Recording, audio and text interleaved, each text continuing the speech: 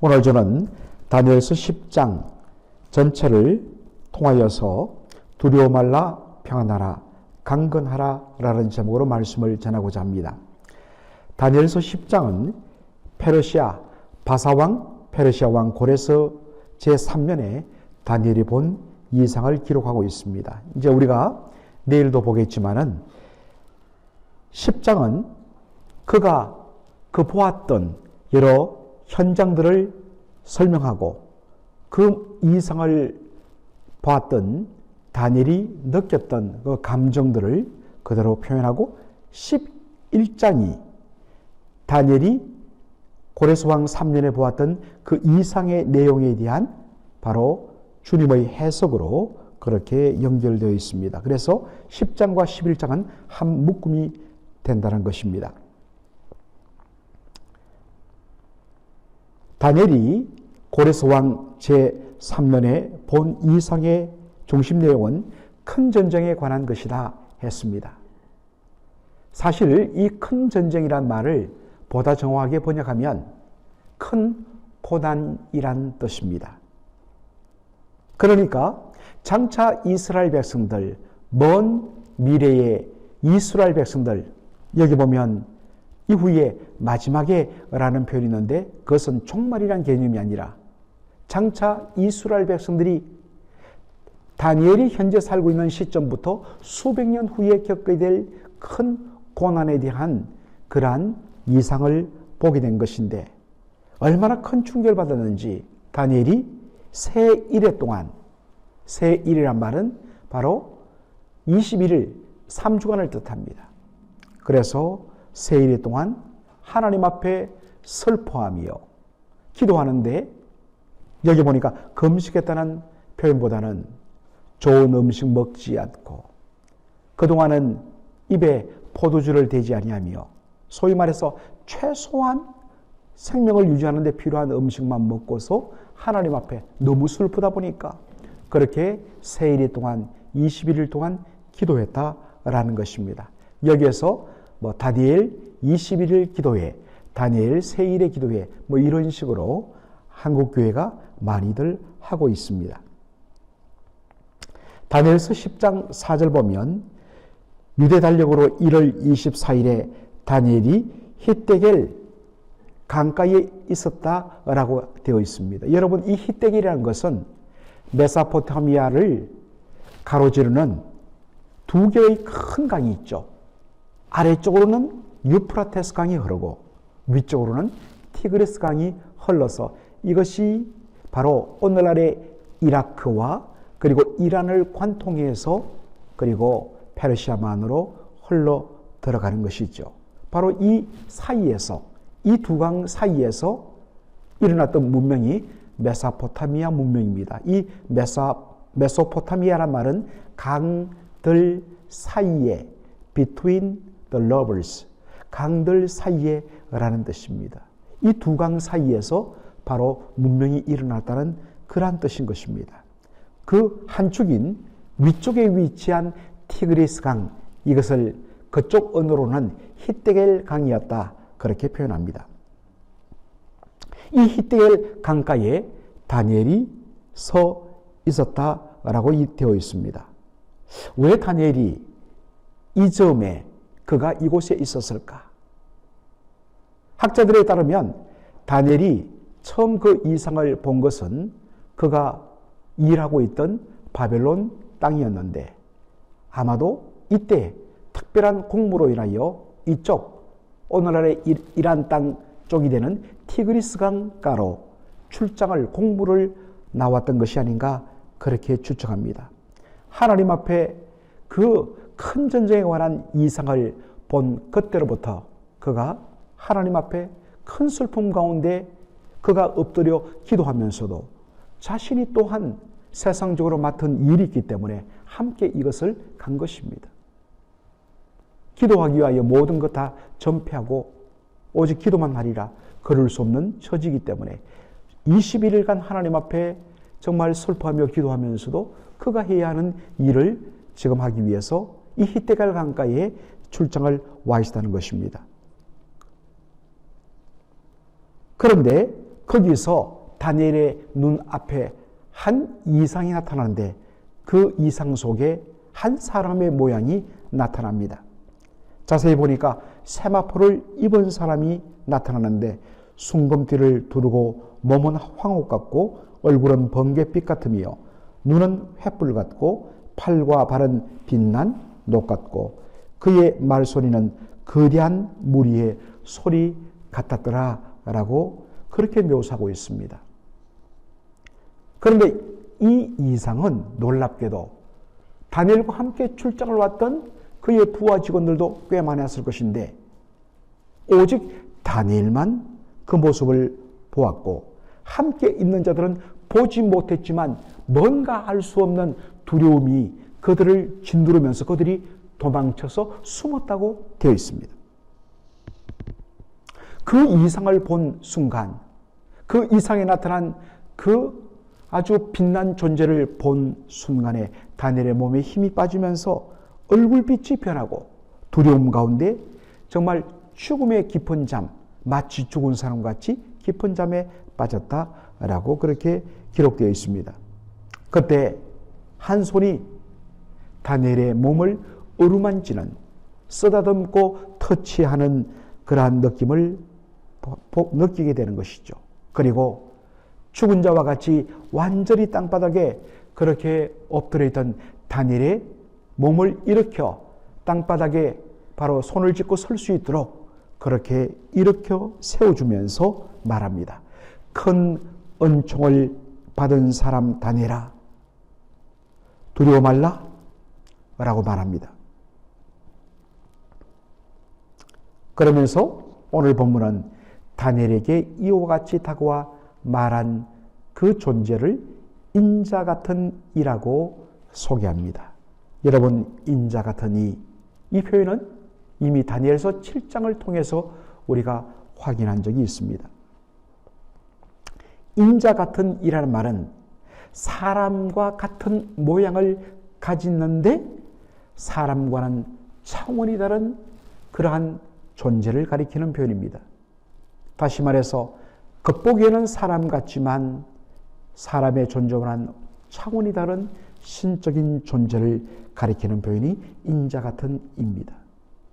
예수님께서는 바로 다니엘 7장에 나오는 인자 같은 이가 바로 나를 가리킨다는 말로 복음서에서 예수님은 사람들에게 자신을 소개할 때마다 자신을 인자라, 영어 성경으로 더 정확하게 번역하면 The Son of Man, 그 사람의 아들, 그 사람의 아들이라고 자신을 그렇게 표현한 것입니다. 그때 인자 같은 이가 다시 다니엘을 만지며 감금케 해줍니다.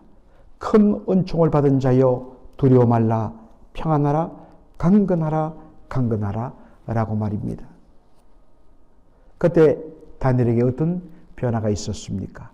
19절 보니까 내가 곧 힘이 나서 라고 그렇게 표현하고 있습니다. 그 다음에 내 주께서 나를 강건하게 하셨사오니 이제 말씀을 받을 준비가 되어 있습니다. 주여 말씀하옵소서, 이렇게 답을 합니다. 인자 같은 이는 다니엘이 기도하던 첫날에 이미 너희의 기도가 응답되었다고 이야기합니다. 그래서 자신은 바로 하나님께로부터 다니엘이 정말 울면서 슬퍼하며 기도했던 그 기도에 대하여 응답을 주기 위하여 첫날에 다니엘에게 왔다는 것입니다. 그런데 그만 바사 국군이 자신을 21일 동안 막는 바람에 첫날에 전달하기 위하여 출발했는데 21일째 마지막 날에, 지금 기도하고 있는 21일 그 마지막 날에 자기가 지금 도착했다라고 그렇게 말합니다. 바사 국군, 여러분들 참 이 표현이 쉽지 않습니다. 바사 국군, 이 국군이라니까 우리는 또 우리 대한민국 국군, 이 군인을 뜻하는 것처럼 표현하는데 한자 표현으로는 나라 국자에 바로 임금 군자를 씁니다. 그래서 영어 성경을 보면 The Prince of Persia, 페르시아의 프린스, 왕자라는 의미보다는 바로 통치자, 그러한 뜻입니다. 임금 군자가 맞죠? 자, 참 여러분들 생각해 보십시오. 바로 인자 같은 이가 다니엘에게 응답을 전하러 오는데 21일 동안 바사 나라 페르시아의 왕자들 혹은 통치자가 자신을 가로막았다. 그때에 하늘의 천사장 미가엘이 와서 자신을 도와주므로 이렇게 응답을 전하게 된 것이라고 이야기를 합니다. 여러분, 여기에 바사 국군은 누구를 가리킬까요? 뒤에 마찬가지로 마지막에 헬라 군이란 말도 마찬가지입니다. 다들 군대 군자가 아니라 바로 임금 군자를 씁니다. 여기 바사 국군은 그러면 실질적으로 페르시아의 군주가 군대를 이끌고 와서 인자 같은 일을 가로막고 있다가 하늘로부터 내려온 돕는 천사장인 미가엘과의 싸움에서 그가 밀림으로 그렇게 인자 같은 이가 온 것이냐? 그런 내용이 아니죠. 영적인 존재죠. 그렇다면 여기에 말하는 바사 국군 혹은 헬라 군은 누구를 가리키는가? 그것은 바로 바사 나라 페르시아, 이 세상 나라의 권세자들 배후에서 역사하는 악한 영을 가리키는 표현이라는 것입니다. 악한 영은 세상 권세자들을 통하여 끊임없이 하나님의 뜻의 성취를 방해합니다. 이번 수요 예배에 우리가 골로새서 2장 13절로 15절을 다룰 것인데 그 부분을 우리가 한 번 더 자세하게 살피게 될 것입니다. 자, 바사국군 다음으로 등장한 것이 헬라군이라고 이야기하였습니다. 여기에 보면 The Princess of Greece, 바로 헬라 나라, 그리스의 바로 통치자들, 주권자들이라는 의미입니다. 그들이 이어서 나올 것이란 것입니다. 악한 영들은 페르시아뿐만 아니라 페르시아를 이어서 나타나는 헬라, 헬라를 이어서 나타나는 로마, 로마를 이어서 나타나는 오고 오는 세상 모든 권력들과 권세자들, 세상 나라 권세를 통하여서 그 배후에서 끊임없이 그들을 총동질하여서 하나님의 뜻을 가로막는 일을 한다는 것입니다.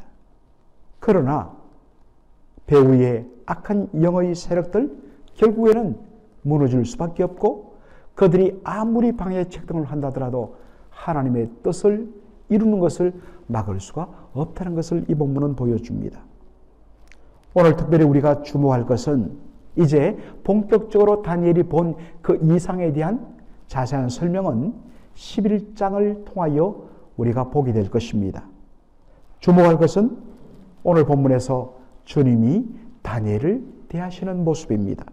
그것은 다니엘뿐만 아니라 오늘 저와 여러분에 대한 주님의 한결같은 모습이기도 하기 때문에 우리가 주목을 해야 합니다. 절망과 좌절 가운데 그 이상 속에, 그가 본 이상 속에 장차 이스라엘 백성들이 당하게 될 큰 고난과 환난과 핍박을 보고서 너무나 기가 막히고 두려워 완전히 눌려서 정말 좌절해 있는 다니엘에게 제일 먼저 하신 것은 그를 어루만지는 것이었습니다. 쓰다듬고 다독거려주고 정말 죽은 자와 같았던 싸늘하게 축 처져버린 그의 몸에 따뜻한 온기, 마치 우리 어머니들께서 옛날에 정말 배가 아파 힘들어하는 우리들에게 약손이다 하면서 비벼주시고 썰어주실 때에 그 손으로 배에 온기가 전달을 되어서 통증이 풀렸던 것 같이 하나님께서 바로 손으로 그를 어루만지십니다.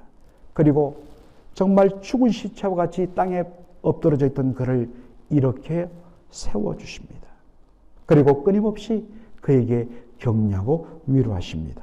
두려워 말라, 평안하라, 강건하라. 너는 큰 은총을 받은 사람이다. 너는 축복받은 사람이다. 예수님이 부활하신 날 저녁에 제자들이 두려움의 문을 잠궜습니다. 부활하신 예수님께서 그들 앞에 나타나셔서 뭐라고 이야기합니까? 두려움에 빠진 제자들을 향하여 야 이놈들아 너희들 나를 버리고 도망치더니 꼴 좋다 이놈들아. 그렇게 하지 않으셨습니다. 예수님의 첫마디는 너에게 평안이 있을지어다. 그리고 또 한마디 두려워 말라.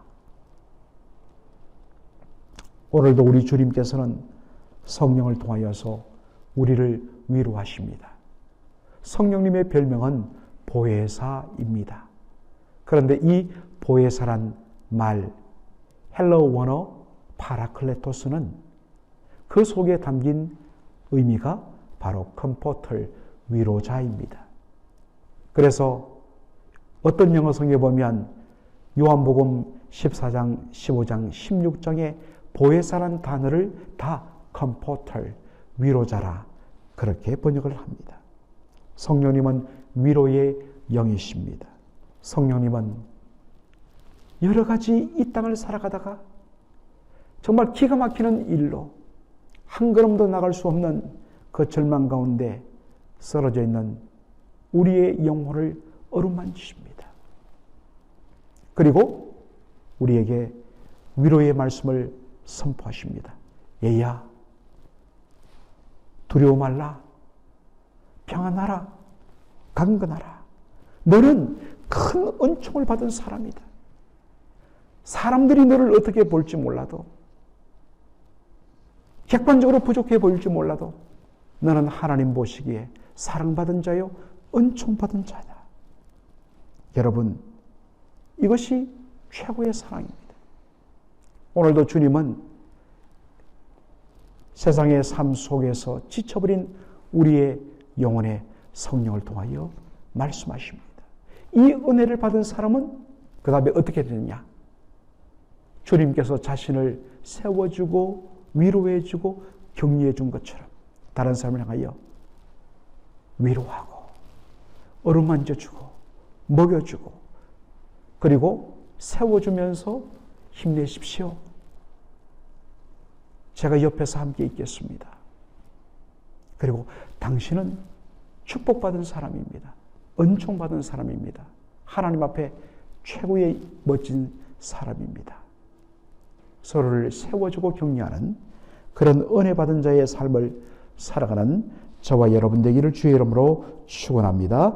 아멘. 살아계신 우리 아버지 하나님, 오늘 이 새벽에 다니엘서 10장 전체를 함께 살피면서 정말로 그 이상의 내용, 큰 전쟁에 관한 것, 장차 이스라엘 백성들이 당할 무시무시한 환난과 핍박의 내용을 보고서 너무나 놀람과 충격 속에 기도하다가 지쳐서 쓰러져 좌절하여 있는 다니엘을 찾아오셔서 그를 만지며 위로하며 격려하여 세워주며 두려워 말라, 평안하라, 강건하라, 너 은총을 입은 사람 다니엘아, 그렇게 위로하여 주심으로 다니엘에게 새 힘을 공급했던 것처럼 오늘 우리 주님께서 동일하게 바로 성령을 통하여서 세상 삶에 지치고 믿음 생활하다가 낙심된 우리의 영혼 속에 찾아오셔서 지친 영혼을 어루만지시며 성령의 기름을 부으시며 위로해 주시며 힘을 내라, 내가 너와 함께한다, 두려워 말라, 내가 너의 하나님이라, 평안하라, 너는 은총을 입은 자다, 세상 누가 뭐라 할지라도 너는 내 사랑하는 아들이요 딸이다. 위로해 주시는 그 주님의 음성을 들은 다니엘, 힘을 내었던 것처럼 오늘 저희들에게도 동일하게 주께서 그와 같은 은혜로 말씀하여 주시는 줄로 믿습니다. 성령의 위로와 격려 가운데 오늘도 힘을 얻어 일어서는 저희들 되게 하여 주시고, 또한 받은 그 은혜들을 주의 믿음의 형제자매들에게, 오늘 우리가 만나는 모든 사람에게 주의 은혜와 위로와 사랑과 평안을 전하며 세워주는 위로자의 삶을 사는 저희 모두가 되게 하여 주옵소서. 예수님의 이름으로 기도하옵나이다. 아멘.